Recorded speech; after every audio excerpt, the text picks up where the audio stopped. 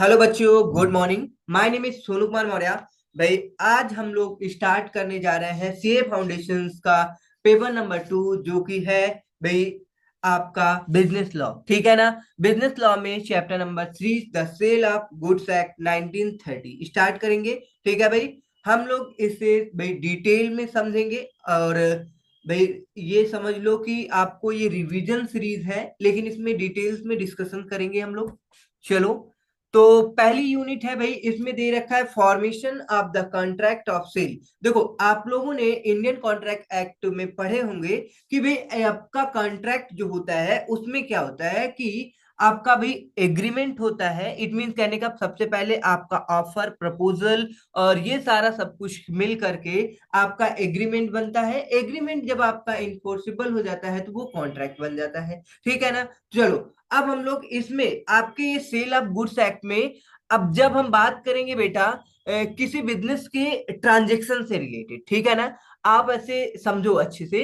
कहने का मतलब है कि लॉ जो होता है ये आपके इसमें बिजनेस लॉ दे रखा है। क्या दे रखा है? बिजनेस लॉ दे रखा है। तो बिजनेस से रिलेटेड कोई भी ट्रांजेक्शन है तो उनसे रिलेटेड चीजों को हमको यहाँ पे समझना पड़ेगा कि कैसे एक कॉन्ट्रैक्ट बनता है भी। ठीक है ना। बिजनेस में मान लो कि कोई गुड्स है भाई, सेल करना, किस टाइप के अलग अलग टाइप के गुड्स को देखेंगे। ठीक है ना। बहुत सारी चीजें हम लोग यहाँ पे समझने वाले हैं। चलो, तो सबसे पहले इस एक्ट का स्कोप की बात करेंगे और कुछ सर्टेन डिफिनीशन के बारे में बात करेंगे। उसके बाद meaning of contract of sale, मतलब कि सेल की मतलब कॉन्ट्रैक्ट होता है। जैसे कि मान लो बेटा, हम किसी से कोई गुड्स परचेज करते हैं तो हम उससे कॉन्ट्रैक्ट करते हैं। मतलब कि हम गुड्स की क्वालिटी को भाई डिफाइन करके कॉन्ट्रैक्ट करते हैं और प्राइस को हम लोग क्या करते हैं, आपस में डिस्कस करते हैं कि किस प्राइस से हमें भाई परचेज करना, सेल करना है। तो मतलब जब हम लोग क्या करते हैं, आपस में रेट डिसाइड करते हैं और गुड्स की क्वालिटी को डिस्क्राइब किया जाता है बेटा,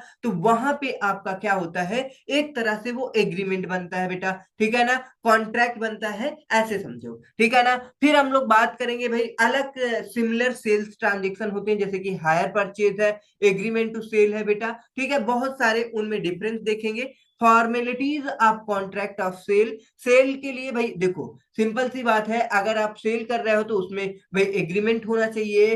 भाई आपने पढ़ा होगा कॉन्ट्रैक्ट के लिए बहुत सारे सेक्शन 10 में, अगर आपको कॉन्ट्रैक्ट फुलफिल करना होता है तो उसमें सेक्शन 10 में आपको कई कंडीशंस बताई गई थी। ठीक है ना। 2 पर्सन होने चाहिए। ठीक है, साथ में आपके कंसिडरेशन होना चाहिए।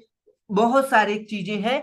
तो वही चीज है कि formalities of contract of sale के बारे में पढ़ेंगे। Subject matter of contract of sale और ascertainment of price for the contract of sale. It mean कहने का बेटा, जब हम लोग कोई गुड्स को सेल करते हैं तो अब मान लो बेटा उसका हमें वैल्यू नहीं पता है, तो उस वैल्यू की प्राइस को हम लोग क्या करते हैं, असर्टेन करते हैं सबसे फर्स्ट। ठीक है ना। चलो, तो अब देखो बेटा, हम लोग इस चैप्टर में इस यूनिट में क्या पढ़ेंगे, कॉन्ट्रैक्ट में आपका रहेगा कौन सा कलर ले, हाँ। चलो, तो अब ये देखो भाई, एग्रीमेंट। ठीक है, एग्रीमेंट में आपका एक बायर होगा, एक सेलर होगा। ठीक है ना। उनके बीच बायर और सेलर को समझेंगे। उसके बाद दे रखा है बेटा ट्रांसफर ऑफ प्रॉपर्टी। अब देखो बेटा, ट्रांसफर ऑफ प्रॉपर्टी का मतलब क्या होता है कि जैसे आप किसी गुड्स को सेल करते हो तो उसमें क्या होता है बेटा, ओनरशिप ट्रांसफर होती है। तो आपको ट्रांसफर ऑफ प्रॉपर्टी दो टाइप्स की होगी, एक जनरल प्रॉपर्टी, एक स्पेशल प्रॉपर्टी। ऐसे हम लोग इसमें बात करेंगे। A to B transfer agreement to sell, मतलब कि आपके फ्यूचर सेल होंगे उसमें। अब मान लो फ्यूचर सेल जैसे कि हायर परचेज हो गया। ठीक है ना। इसमें क्या होता है कि इसके बारे में भी हम लोग आगे पढ़ेंगे। चलो, गुड्स डिफरेंट टाइप के आपके गुड्स है, existing goods, future goods, contingent goods. और आपके एग्जिस्टिंग गुड्स में अब देखो, ये फ्यूचर गुड्स और ये कंटिजेंट गुड्स है। और एग्जिस्टिंग गुड्स मतलब जो आपके पास अभी प्रेजेंट में एग्जिस्ट करती है, उसमें आपके कुछ स्पेसिफिक गुड्स होंगे और कुछ असर्टेन्ड गुड्स होंगे, कुछ अनसर्टेन्ड गुड्स होंगे। ठीक है ना।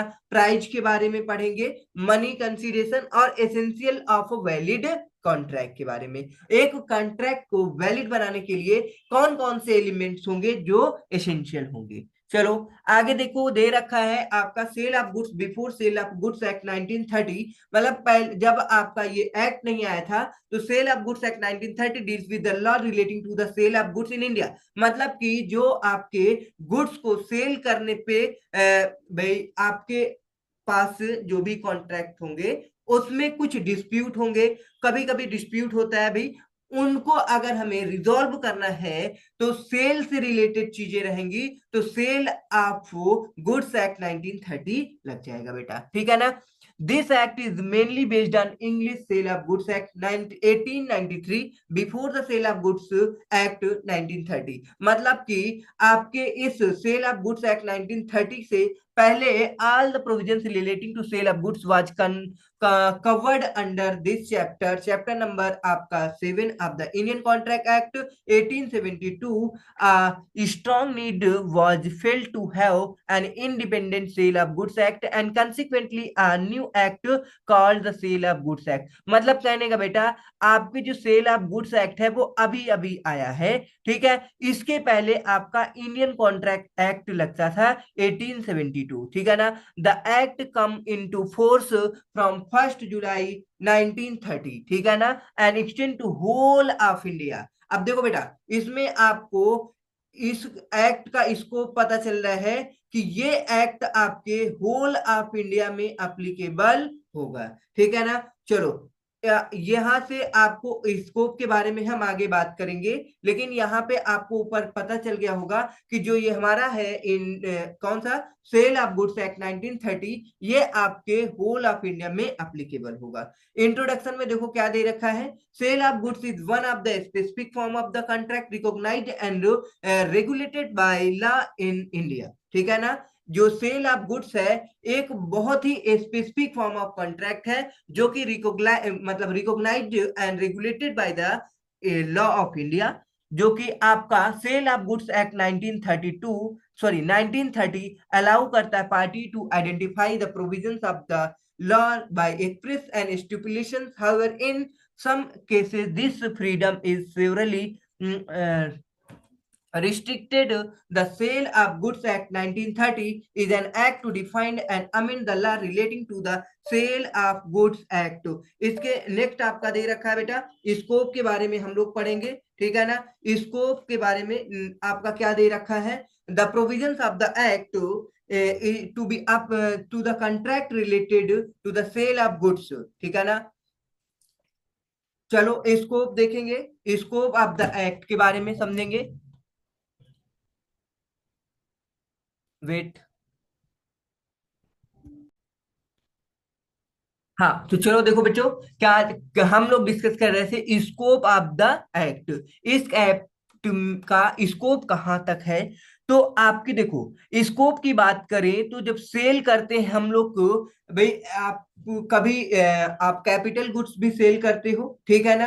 और आपके कैपिटल गुड्स होंगे तो अब उसमें कोई मूवेबल और इमूवेबल प्रॉपर्टी होंगी, तो आपका जो सेल ऑफ गुड्स एक्ट है वो केवल डील करता है मूवेबल प्रॉपर्टी से रिलेटेड, ठीक है ना। The provisions of the act are applicable to the contract related to the sale of goods which means movable properties, ठीक है ना। ओके, तो ये केवल मूवेबल प्रॉपर्टी को डील करता है, जो ये आपका एक्ट है 1930, ठीक है। चलो, the act is not applicable for the sale of immovable property. Immovable property में ये एक्ट आपका नहीं एप्लीकेबल होगा, लाइक लैंड हो गया बेटा, फील्ड्स हो गया, शॉप और house etc. Immovable property transfer of property act 1882 is applicable. आपकी एक भाई ट्रांसफर ऑफ प्रॉपर्टी एक्ट है, उसमें आपका एक्ट एप्लीकेबल होगा जब आप इमूवेबल प्रॉपर्टी से डील करेंगे, ठीक है। अगर आप मूवेबल प्रॉपर्टी से डील करते हैं तो sale of goods act applicable होगा। चलो आगे देखो, दे रखा है the general provisions of the Indian contract act 1872 apply to the contract of sale of goods. देखो भाई, अगर हम बात करें बेटा, कोई भी चीज अगर हम सेल करते हैं तो इन जनरल आपका इंडियन कॉन्ट्रैक्ट एक्ट लगेगा, ठीक है ना। सबसे पहली फर्स्ट प्रायोरिटी किसकी दी जाएगी, इंडियन कॉन्ट्रैक्ट एक्ट 1872 अप्लाई होगा, ठीक है ना। As far as they are not inconsistent with the express provisions of the sale of goods act. Okay चलो, the expression used but not defined in the sale of goods act 1930 as defined in India Contract Act 1872 have the meaning assigned to them in that act. Okay देखो भाई, आपके जो Indian contract act 1872 है उसमें आपको हर एक definition के लिए, मतलब वो एक जनरल किसी में भी वो डिफिनीशन, वो उसकी मीनिंग अप्लीकेबल हो जाएगी। लेकिन अगर हम बात करें बेटा सेल ऑफ गुड्स एक्ट 1930, तो उसमें आपको चीजों को डिफाइन किया जाएगा कि भाई एक पार्टिकुलर कॉन्ट्रैक्ट के लिए भाई ये प्रोविजंस को अप्लीकेबल करना होगा। लेकिन अगर हम बात करें बेटा इंडियन कॉन्ट्रैक्ट एक्ट 1872, तो वो इन जनरल हर एक एक्ट के बीच अप्लीकेबल हो जाता है, ठीक है ना। The customs and usages will bind both the parties if these are reasonable and are known to the parties at the time of entering to the contract of sale। देखो भाई, एक चीज आपको हमने बताया था कि आपके जो यूजेस यूजेस का मतलब होता है कि अब मान लो बेटा आप किसी से कॉन्ट्रैक्ट करते हैं जो कि रेगुलर आप उससे भाई गुड्स परचेज कर रहे हैं, गुड्स परचेज कर रहे हैं, तो यूजेस आपको ट्रेड माना जाएगा। ये आगे हम लोग देखेंगे यूजेस का मतलब क्या होता है, ठीक है। चलो अब डिफिनीशन के बारे में देखेंगे। कह रहा है बेटा बायर एंड सेलर के बारे में। Buyer means a person who buy or agree to buy, मतलब कि बायर का मतलब होता है मतलब कि जो गुड्स को बाय करता है उसे हम बायर बोलते हैं। अब जरूरी नहीं है कि हम गुड्स से इमीडिएट बाय करें, अगर हम फ्यूचर में बाय करना चाहते हैं तो एग्री टू बाय गुड्स, ठीक है ना, ये फ्यूचर कॉन्ट्रैक्ट हो जाएगा, ठीक। Seller means a person who sells or agree to sell goods, okay. तो आपका यहाँ पे सेल या फ्यूचर में कॉन्ट्रैक्ट आप करते हैं तो भी आपका सेलर माना जाएगा बेटा। द टर्म आपके दो two terms buyer and seller are complementary and represent the two parties to a contract of sale of goods. Both the terms are, however, used in sense wider than their common meaning. Not only the person who buys, but also one who agree to buy.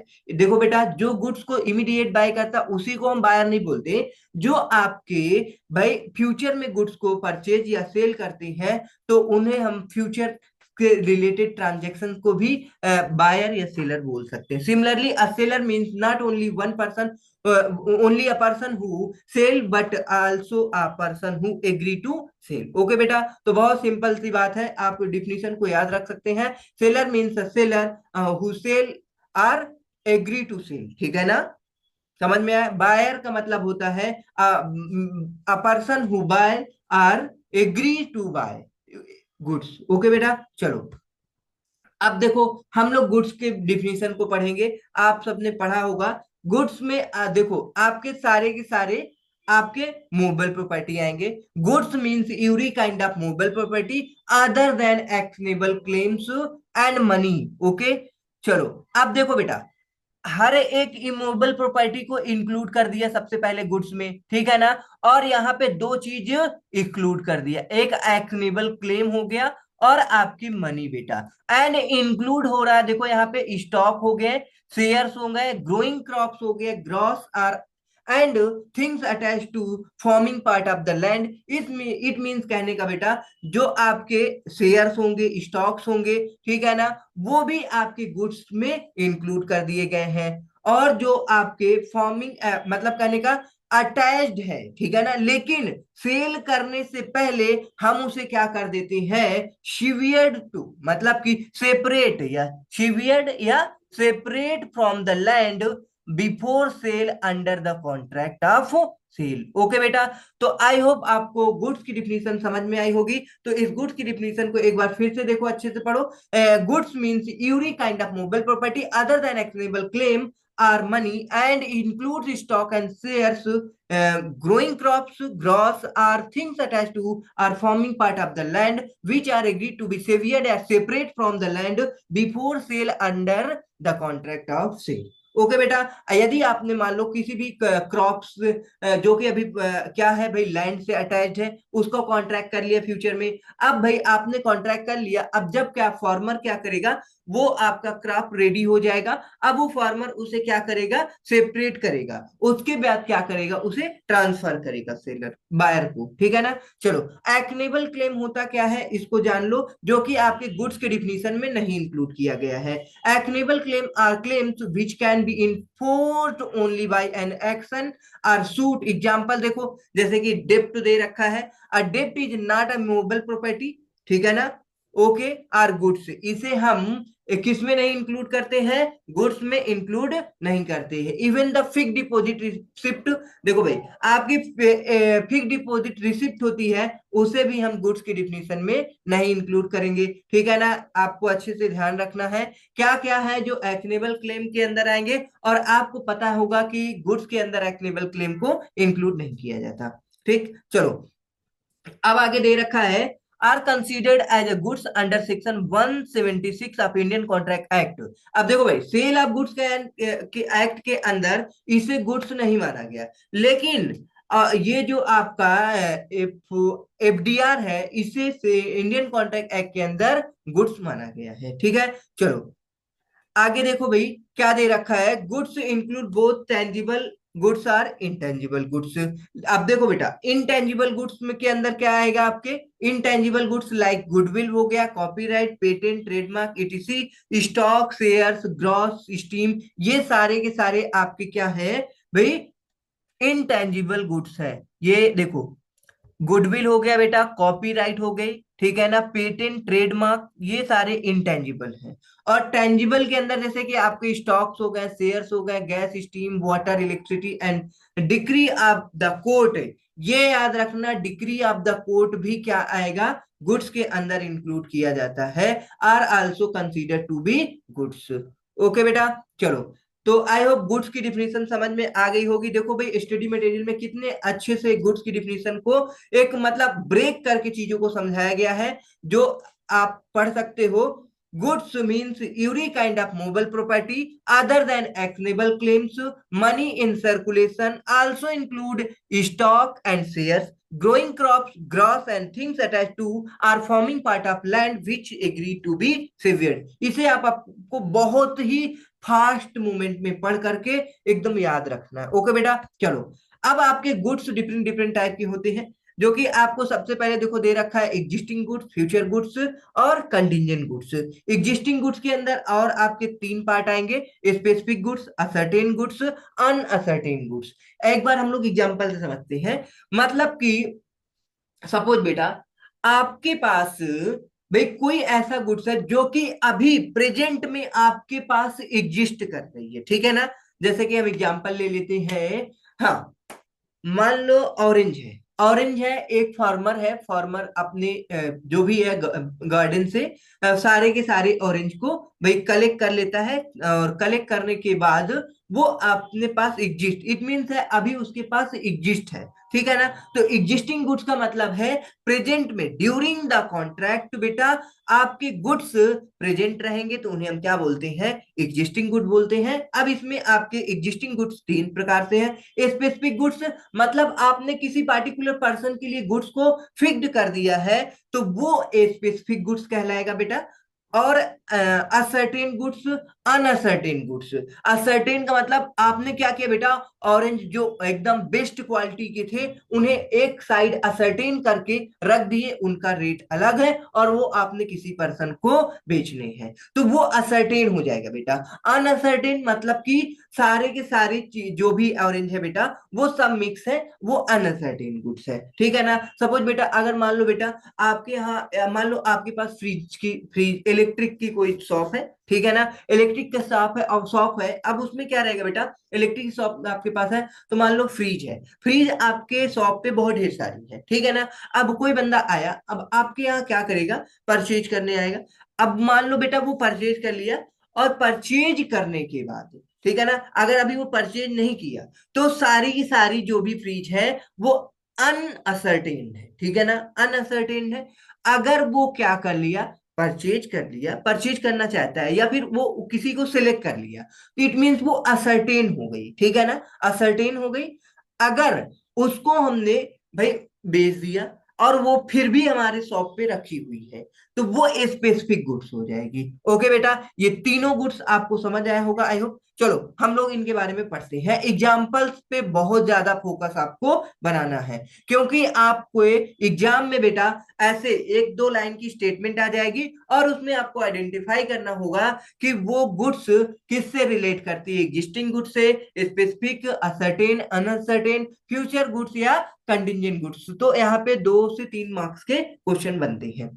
चलो, तो ये important topics है, आपको यहाँ पे 3 marks या 2 marks यहाँ पे पॉइंट करके रखना है। चलो, existing goods are such goods which are in existence at the time of the contract of sale. ये देखो बेटा, वही चीज जो हमने एग्जांपल में बताया, जिस टाइम आप कॉन्ट्रैक्ट ऑफ सेल करते हैं उस टाइम गुड्स क्या है, एग्जिस्टेंस में है बेटा, ठीक है ना। At the time of contract of sale that is those owned or possessed are acquired by the seller at the time of contract of sale। जिस टाइम कॉन्ट्रैक्ट ऑफ सेल रहता है बेटा, उस टाइम आप क्या करते हैं, या ओन्ड किए रहते हैं, आपके पास रहती है, या फिर पोसेस्ड रहती है, ठीक है ना, पोसेस्ड में, या फिर एक्वायर्ड करते हैं ड्यूरिंग द कॉन्ट्रैक्ट। ओके बेटा, चलो अब वो कह रहे हैं एग्जिस्टिंग गुड्स में भी फॉलोइंग काइंड्स, आपने देखा ही होगा, स्पेसिफिक गुड्स है और उसके बाद असर्टेन गुड्स है, अनअसर्टेन गुड्स है। तो सबसे पहले हम लोग पढ़ेंगे स्पेसिफिक गुड्स के बारे में, ठीक है ना। स्पेसिफिक गुड्स में आपको हम कुछ पॉइंट बताएंगे, उसको आपको याद रखना है। Specific goods means goods identified, ये आपको वर्ड याद रखना है। जो गुड्स आइडेंटिफाइड होती है, ठीक है ना, वो आपकी स्पेसिफिक गुड्स होती है। And agreed upon eight the time of contract, ठीक है ना, मतलब कि जो गुड्स आइडेंटिफाई एंड एग्रीड होती है उस गुड्स को हम क्या बोलते हैं, स्पेसिफिक गुड्स बोलते हैं at the time of contract of sale, ठीक है ना, मेड। चलो एग्जांपल से समझते हैं। पहले एग्जांपल में, any specific and finally decided goods like a Samsung Galaxy 7S edge, ये अब देखो बेटा, यहाँ पे डिसाइड कर दिया गया है कि सैमसंग गैलेक्सी 7S7 ये आपका स्पेसिफिक हो गया, ठीक है, आइडेंटिफाई कर दिया गया है, ठीक है ना। व्हीलपूल वॉशिंग मशीन आप 7 kg, ये भी स्पेसिफिक में आएगा। एग्जाम्पल नंबर 2 पढ़ो बेटा। A had 5 cars of different models, मतलब एक पर्सन है जो कि उसके पास कितनी डिफरेंट डिफरेंट 5 कार्स है। He agree to sell his Santro car to B, मतलब कि जो ए है बेटा, वो एग्री करता है अपनी सेंट्रो कार, उसके पास 5 डिफरेंट मॉडल्स की कार है, सेंट्रो कार को वो बी को सेल करना चाहता है। And B agree to purchase the same Santro car in this case. अब बी क्या होता है, रेडी हो जाता है उस गुड्स को परचेज करने के लिए। The sale is for specific goods, मतलब जो ए सेल करना चाहता था वही बी परचेज करना चाहता है, इट मीन्स स्पेसिफिक गुड्स है। ओके बेटा, as the car has been identified, देखो यहाँ पे आइडेंटिफाइड है, एंड एग्रीड भी होना चाहिए परचेज करने वाला, ठीक है ना। तो यहाँ पे एग्रीड भी है, देखो 2 वर्ड आपको मिले, क्या, आइडेंटिफाइड और agreed at the time of contract of sale, तो ये आपके स्पेसिफिक गुड्स हो गए। ओके, चलो अब हम लोग असर्टेन गुड्स के बारे में पढ़ेंगे। असर्टेन गुड्स क्या होता है, हमने बताया था, जिस गुड्स को हम क्या करते हैं, एक असर्टेन करके साइड में रख देते हैं, उस गुड्स को हम असर्टेन गुड्स बोलते हैं। Ascertain goods are those goods which are identified in accordance with the agreement after the contract of sale. तो मतलब कहने का बेटा, ये आइडेंटिफाइड होती है किस बेसिस से, in accordance with the agreement, ये 2 वर्ड याद रखना बेटा, after the contract of sale is made, ठीक है ना। This term is not defined in the act but has been judicially interpreted, मतलब कहने का बेटा कि ये जो टर्म है बेटा असर्टेन्ड, ये टर्म कहीं डिफाइन नहीं है, ठीक है ना, इन दिस एक्ट में, but has been judicially interpreted, इसका हम एक इंटरप्रिटेशन निकाल रहे हैं, ठीक है, कि गुड्स क्या होनी चाहिए, आइडेंटिफाइड होनी चाहिए, लेकिन किस बेसिस पे, एज पर एग्रीमेंट बेसिस पे। तो उसे हम क्या बोलेंगे, असर्टेन गुड्स बोलेंगे। In actual practice the term ascertain goods is used in the same sense as a specific goods. देखा बेटा, मतलब जैसे आपकी स्पेसिफिक गुड्स है वैसे ही आपकी असर्टेन गुड्स होती है, लेकिन इसका थोड़ा से इंटरप्रिटेशन डिफरेंट हो जाता है। इसमें आपको आइडेंटिफाइड होती है एज पर एग्रीमेंट। उसमें क्या होता है बेटा, आपकी गुड्स आइडेंटिफाई होती है किस बेसिस पे, मतलब कि eight the time of contract बेटा, और आपका बायर एग्री होना चाहिए उस गुड्स को परचेज करने के लिए। तो अब ये दोनों क्या है, आपकी स्पेसिफिक गुड्स है। चलो, तो when out of a lot or out of large quantity of uncertain goods, the number of quantity contracted for is identified and identified goods are called certain goods। हमने बताया हमारे पास बहुत सारे ऑरेंज है बेटा। अब हम क्या कर रहे हैं कि उस ऑरेंज में से बेस्ट क्वालिटी के ऑरेंज को भाई क्या करते हैं, असर्टेन करके एक साइड करते हैं बेटा। ठीक है ना, ये अब आपके बेस्ट क्वालिटी के गुड्स है तो इन्हें हम क्या बोलेंगे, असर्टेन गुड्स बोलेंगे। चलो, एग्जाम्पल नंबर 3 दे रखा है बेटा। एग्जाम्पल नंबर 3 में आपको समझना है असर्टेन गुड्स, अच्छे से आपको समझ आएगा। कह रहा है अ होलसेलर, एक बंदा है जिसका नाम मतलब जो ए है बेटा, a wholesaler of cotton has 100 bales in his godown. मतलब उसके गोडाउन में 100 बेल्स गट्ठर है बेटा। ठीक है ना, he agreed to sell 50 bales and these bales were selected and set aside। मतलब कि बेटा 100 बेल्स में से 50 बेल्स को क्या कर दिया गया है, सेलेक्ट कर दिया गया है और एक साइड असाइड कर दिया गया। ठीक है ना, on selection the goods become ascertained. ठीक है ना, in this case the contract is for the sale of ascertained goods as the cotton bales to be sold so are identified and agreed after the formation of the contract। It may be noted that before the ascertainment of goods the contract was the sale of ascertain goods. देखो बेटा, इसी example से आपके uncertain goods की definition भी आ गई। मतलब कहने का हमारे पास जो ऑरेंज है बेटा, उस ऑरेंज में से जब हम क्या करते हैं, आपके जब सारे ऑरेंज मिक्स होते हैं तो उन गुड्स को हम क्या बोलते हैं, अनअसर्टेन गुड्स। ठीक है ना, मतलब अभी कोई भी ऐसे गुड्स नहीं है जिन्हें हमने क्या किया हो, स्पेसिफाई किया हो, आइडेंटिफाई किया हो या असर्टेन किया हो। जब हम गुड्स को ना तो भाई स्पेसिफिकली कोई अलग से आइडेंटिफाई करके या फिर असर्टेन करके नहीं रखते हैं, तो वो सारी गुड्स के जो कॉम्बिनेशन होता है उन्हें हम क्या बोलते हैं, अनअसर्टेन गुड्स बोलते हैं। चलो डिफिनेशन में देखो क्या लिखा हुआ है, unascertain goods are those goods which are not specifically identified or ascertained at the time of making of the contract. Okay बेटा, ड्यूरिंग द कॉन्ट्रैक्ट आपके गुड्स को ना तो स्पेसिफिकली आइडेंटिफाइड किया जाता है ना असर्टेन किया जाता है, तो इस टाइप के गुड्स को हम क्या बोलते हैं बेटा, अनअसर्टेन गुड्स। जैसे कि बेटा आपको पता है जब आप क्या करते हो किसी शॉप पे, मान लो बेटा क्या लेने जाते हो, मान लो कोई भी ऐसा प्रोडक्ट, जैसे कि मान लो नमक है बेटा, नमक लेने जाओगे, नमक के बहुत सारे 1 1 kg के पैकेट रखे रहेंगे। ठीक है ना, अब आप लेने जाओगे तो उसी पैकेट के भाई जहां पे ढेर सारे हैं उठा के किसी भी without specifically identified and ascertained उठा के आपको दे दिया जाएगा। ओके बेटा, तो इट मींस कि उसे हम क्या बोलते हैं, uncertain goods. During the contract जब आपके गुड्स को ना तो स्पेसिफिकली आइडेंटिफाइड किया जाता है ना असर्टेन किया जाता है, इस टाइप की गुड्स को हम क्या बोलते हैं बेटा, अनअसर्टेन गुड्स बोलते हैं। ठीक है ना, they are indicated or defined only by description or sample. ठीक है ना बेटा, मतलब इन गुड्स को आपके किस प्रकार से डिफाइन किए जाते हैं, एज पर डिस्क्रिप्शन या सैंपल बेसिस से। ठीक है ना, चलो अब हम लोग एग्जाम्पल देखते हैं। 2 एग्जाम्पल दे रखे हैं यहाँ पे। If A agree to sell to be 1 packet of salt out of the lot. देखो बेटा हमने जो एग्जाम्पल लिया वही एग्जाम्पल इसमें दे रखा है, लेकिन हमने यहाँ पे नहीं पढ़ा। ठीक है ना, चलो अब 100 packet lying in his shop. अब देखो वही एग्जांपल है, it is the sale of ascertain goods because it is not known which packet is to be delivered as soon as a particular packet is separated from the lot it becomes ascertain और specific goods. Okay बेटा, मतलब आपको example के basis से definition को याद रखना है। ये पॉइंट आप अगर समझ गए बेटा तो समझ लो इसमें कुछ आपको बर्डन लगेगा ही नहीं। ठीक है ना, एग्जाम्पल बहुत इंपॉर्टेंट है। ठीक, चलो एग्जाम्पल नंबर 5 देखो क्या दे रखा है, X has 10 horse's.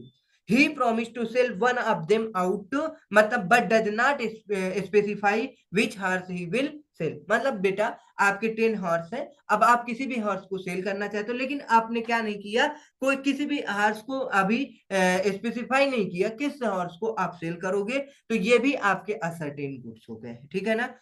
Uncertain goods, it is a contract of sale of unascertain goods. Okay बेटा, तो आई होप बेटा आपको ये तीन भाई सबसे पहले एग्जिस्टिंग गुड्स समझ में आया होगा, specific goods, ascertain goods, unascertain goods. Okay बेटा, अब हम लोग पढ़ेंगे फ्यूचर गुड्स, कंटिंजेंट गुड्स।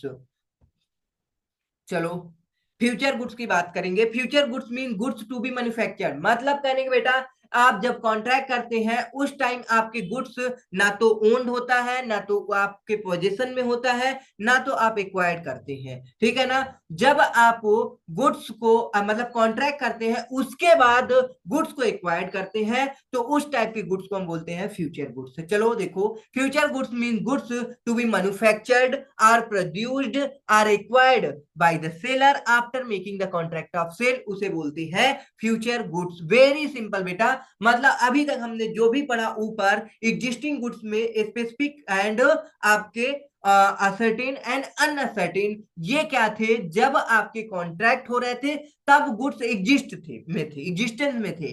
अब जो आपका फ्यूचर गुड्स आएगा इसमें आपके जब कॉन्ट्रैक्ट होगा, जैसे ही आपका कॉन्ट्रैक्ट होगा उसके बाद हम क्या करेंगे, या तो मैन्युफैक्चर है बेटा, मैन्युफैक्चरर है तो गुड्स को मैन्युफैक्चर करेंगे, यदि हम क्या करते हैं या तो प्रोड्यूस करेंगे या तो एक्वायर्ड करेंगे, ठीक है बेटा, तो इसे बोलेंगे फ्यूचर गुड्स, ठीक है। चलो, a contract for the sale of future goods is always an agreement to sell. एक चीज याद रखना बेटा, जो आपके फ्यूचर गुड्स होते हैं वो always an agreement to sell होता है, ठीक है ना, एग्रीमेंट टू सेल, ये पॉइंट भी आपको याद रखना है। It is never actual sale, ठीक है ना, because a person can not transfer what is not in existence. Okay बेटा, कह रहा है actual sale a person cannot transfer what is not in existence। Okay चलो बेटा, दो एग्जांपल दे रखे हैं। एग्जांपल नंबर फर्स्ट क्या रहा है, 1000 quintals of potatoes to be grown as field is an example of an agreement to sell. मतलब कहने का बेटा वो कह रहा है कि 1000 क्विंटल पोटैटो ग्रो करेगा अपने फील्ड में, ये बेटा एग्रीमेंट टू सेल है, अभी ग्रो नहीं हुआ है। दूसरा एग्जांपल दे रखा, P agree to sell to Q all the milk that his cow may yield during the coming year. आने वाले साल में जितने भी भाई इनके यहाँ काऊ जो मिल्क देगी उसके उसे पी जो है सेल करेगा क्यों को, तो ये है बेटा फ्यूचर गुड्स, ठीक है बेटा। तो आई होप बेटा आपको फ्यूचर गुड्स में समझ में आया होगा। ये 8 नंबर एग्जांपल आपको करना है, ठीक है। अब हम लोग नेक्स्ट क्लास में करेंगे कंटिंजेंट गुड्स के बारे में, ठीक है। फिर उसके बाद आपके नेक्स्ट टॉपिक स्टार्ट हो जाएगा, ठीक है, डिलीवरी। चलो, तो आज ये टॉपिक कंप्लीट करा देंगे बेटा, इसके नेक्स्ट सेशन में।